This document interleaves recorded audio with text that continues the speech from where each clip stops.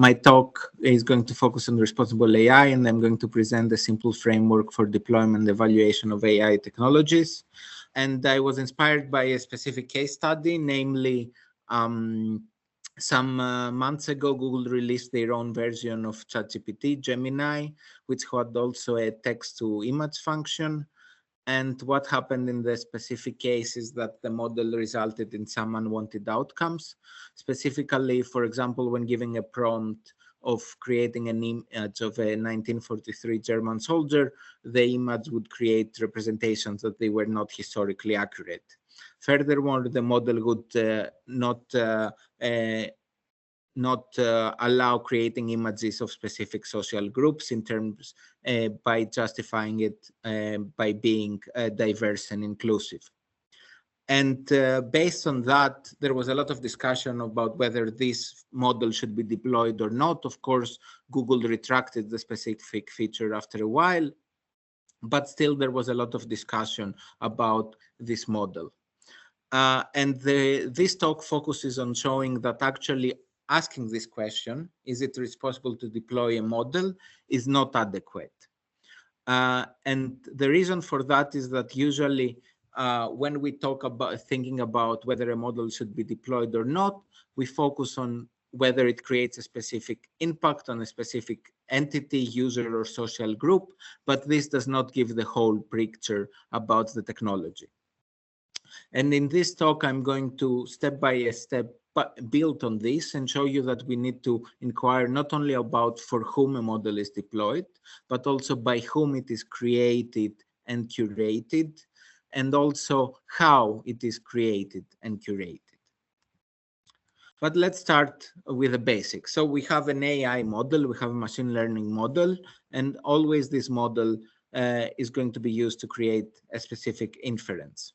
This inference could be to make a prediction, for example, in a hiring context, for a recommendation system, or even to generate content, as happens with current generative AI models. And always this inference is going to impact somehow users.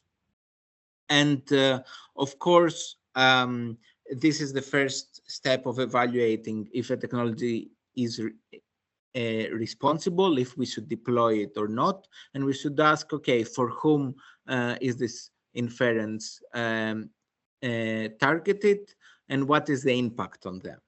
And of course, this is an important thing to answer. For example, if we go back to the 2018 seminal study of Bulamwini and Gebru, by investigating how the inferences impact specific social groups, we can decide if it should be deployed or not. So what did Bulamwini and Gebru do? So they tested various commercial gender classification software, for example, from Microsoft and IBM. And they found out that actually the models failed to classify individuals disproportionately more when the individuals were darker skinned and female. So in that case, of course, we can say, okay, since darker skinned females are discriminated by the software, then this software should not be deployed. But even the for whom is not as simple as we think. And that is because not only it impacts a user, but the technology impacts the general society as a whole, even if it is not directly visible. And as an example, I'm going to comment based on a study we have done with some colleagues and was recently accepted in fact. And in that study, we asked individuals of different countries, namely Argentina, Japan, Kenya, and USA, about the perceptions of facial analysis AI. Specifically, we asked them, okay, if you deploy an AI model and you ask it to predict beauty, intelligence, if somebody wears glasses, their skin tone, and in specific context and scenarios, for example, in a hiring setting or in an advertising setting, if it is reasonable to use this technology in that scenario. And interestingly, what we found is that individuals of each country legitimize the use of technologies in different degrees. So if you look on the plot in down right, you can see, for example, in cases that individuals thought that an AI model should not be used to predict beauty, because beauty is a subjective trait. Much less people found that made that argument in Japan, and what's more, people did that argument in Argentina. So AI technology can be legitimized to different degrees in different countries. So if we want to say if a model should be responsibly deployed, then we should need to look at the broader society and also take into consideration that responsibility transcends immediate usage.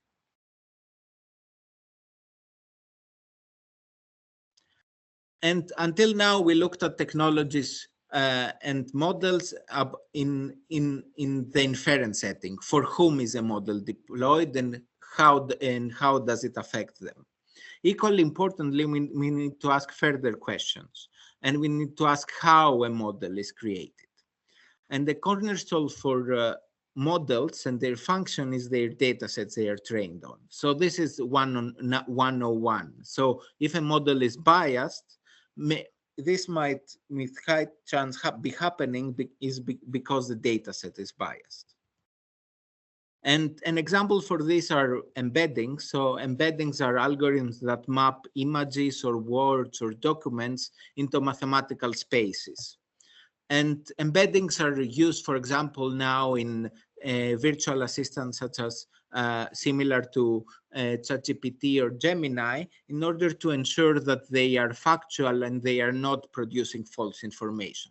By embedding documents in mathematical spaces and giving that information to the models can make better inferences. But embeddings can be highly problematic. For example, in this study we did back in 2020 and looking at word embeddings, we trained embeddings on different data, one of the data sources of which was Wikipedia. And in the Wikipedia case, we looked at the embeddings for women and men and how these concepts are associated with other concepts. And we found out, for example, that embeddings for males were closer associated to concepts like reinforcement, attack, combat, power, and generally war-related terms, while embeddings of women were associated to concepts like wedding, divorce, annulment, etc. So a very plausible reason for that is that, as we said, data and models are trained on data, and data very often contain historical inequalities and pre-existing biases. In the case of Wikipedia, Wikipedia presents the history of the world to a very large extent. So you have articles about kings, about wars, and you have articles about queens and their stories. And these asymmetries were represented in the data and consequently also imprinted in the models. So it is very important to understand and evaluate if we want to responsibly deploy a model on which data it was trained on. But behind every data set, as we saw in the case of Wikipedia, there is also a crowd. We have human interactions that are projected into data. And these human interactions play a critical role for the models to be fair and inclusive and responsible. A great example of responsible data curation is from Mozilla's Common Voice, which is a free database for voice recognition software. So in order for them to ensure that there are not so many inequalities in the data and imbalances, they created a process for collecting diverse and globally sourced voiced samples in various languages, where donors could freely donate their data, and also made the data available for anybody to use. In this way, Mozilla tries to moderate issues of imbalances, and by including the representation of as many individuals as possible in the data, and to avoid similar issues as the one we saw on the embeddings in Wikipedia. Nonetheless, the standard practice is not to make such diverse and inclusive data collection practices. The most typical way for collecting data for models such as ChatGPT or Gemini or any other generative AI model, or even computer vision model or models in other settings, is to scrape data from the internet. And this can be highly problematic.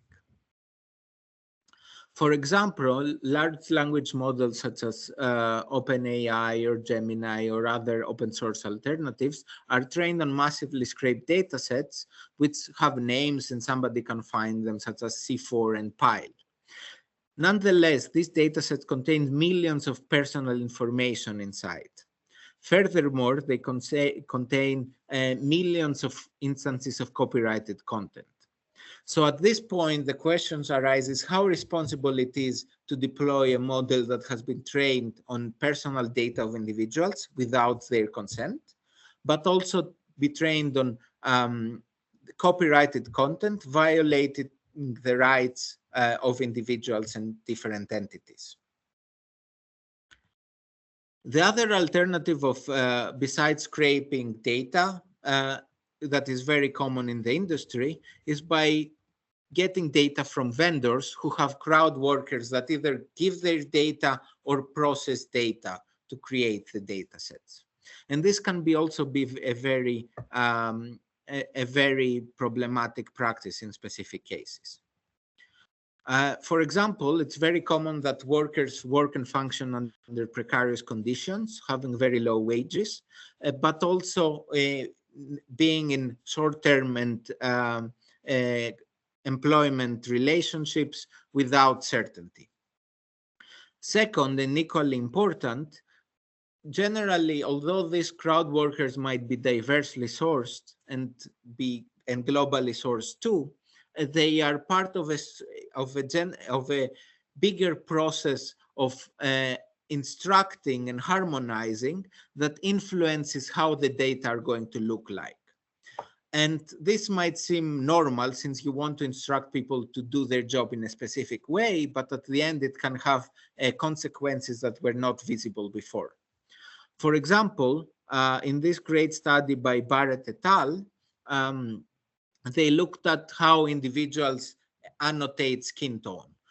For example, in computer vision, when annotating individuals, you want as diverse data as possible. So you want data of as many people of different skin colors too.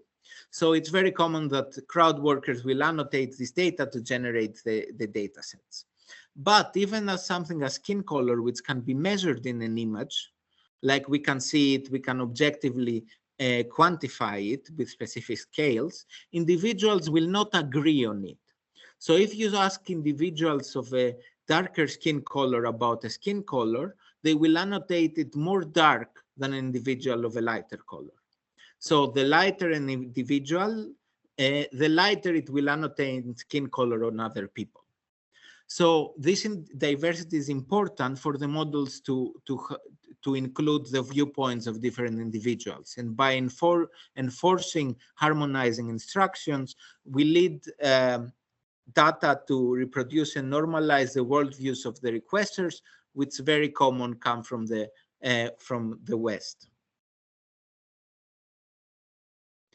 Towards this end, for example, in the work of Andrews et al., we have created proactive domain-specific guidelines focusing on bias and privacy management to avoid such issues. And we have created also a checklist to guide the integrations of considerations into that dataset development. And this checklist can be used to answer various questions from how to respect crowd workers, how you need to ensure that the data collected are diverse, but also how can you ensure that they are collected with consent, and this consent can be removed when the individuals no longer want to be in the dataset. Now we have seen for whom the users and the society a model is deployed. We have seen how the data sets influence how a model will manifest itself and how their inferences will look like. Equally important is to ask for by whom. Who creates a model and how does this impact the actual model? And an example from this is comes from Amazon, which many years ago actually wanted to develop a recruiting tool. Specifically, they wanted to, since they had a lot of job data about successful candidates to be hired, they wanted to create a model that could predict based on somebody's CVs if that person is an ideal candidate or not. And this model led into discriminating women. And the reason for that is because there was a lack of diversity in the tech space in general. Most developers, at least until the recent years, were predominantly male. And this lack of diversity can have different spillover effects. And I'm going to give an example about this that's not even connected to AI. There is this study performed by Alsan et al., who simply looked at Black patients and how on whether they were going to take preventive treatment in the hospital for various pathological states. And in this case, what they did in the experiment, they changed the doctors that are going to consult the Black patients. A group, they performed a randomized trial, and the group would be white male doctors, and another group would be Black male doctors. As you can see in the pre-consultation, the amount of the percentage of patients who took preventive treatment was equal. But post-consultation, you can see that the Black patients would take almost double preventive treatment when consulted by a Black doctor. So lack of diversity in teams and in organizations can have a disparate treatment on individuals. And in the case of Amazon, the fact that the organization was not diverse enough led the model itself to not be diverse enough.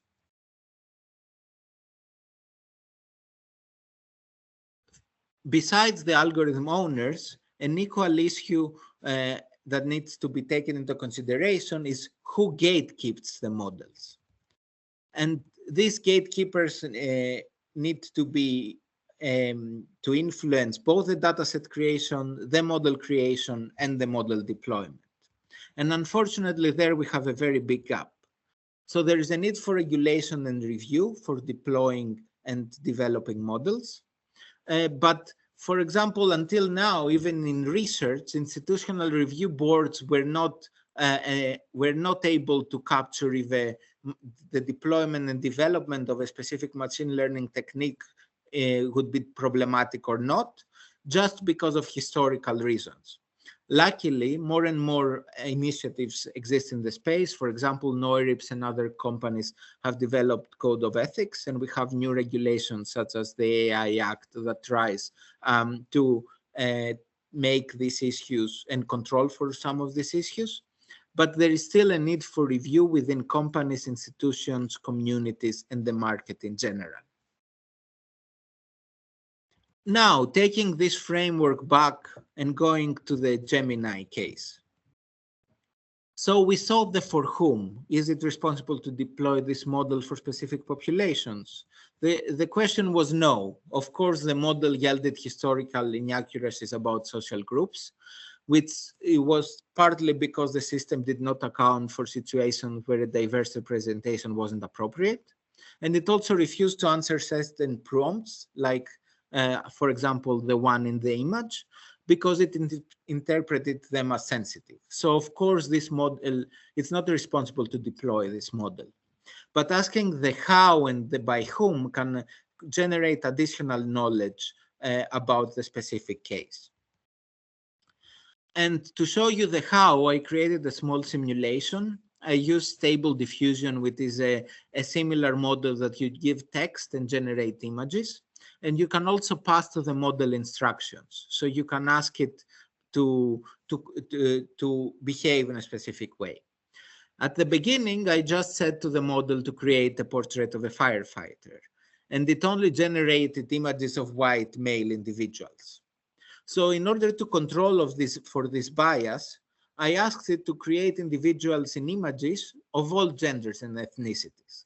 But instead of the model doing that, it resulted in generating portraits of firefighters that were exclusively female and Black. So that means that correcting for historical biases in the specific case led the model to shift predictions unevenly. Furthermore, looking at the by whom in the specific case study, we can see that there was no existence of external gatekeepers to audit the model. The model was just released and nobody externally looked at the model and said, okay, hey, maybe it has issues, to not release it. The internal gatekeepers within the company did not detect and evaluate issues appropriately. And most importantly, we found out that diversity is not a panacea.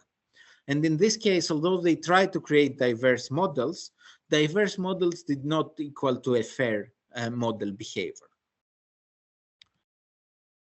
Therefore, I ask, in order to maximize knowledge and make more informed decisions about whether to deploy a model, to ask, is it responsible to deploy this model for X, curated by Y, and constructed in Z way?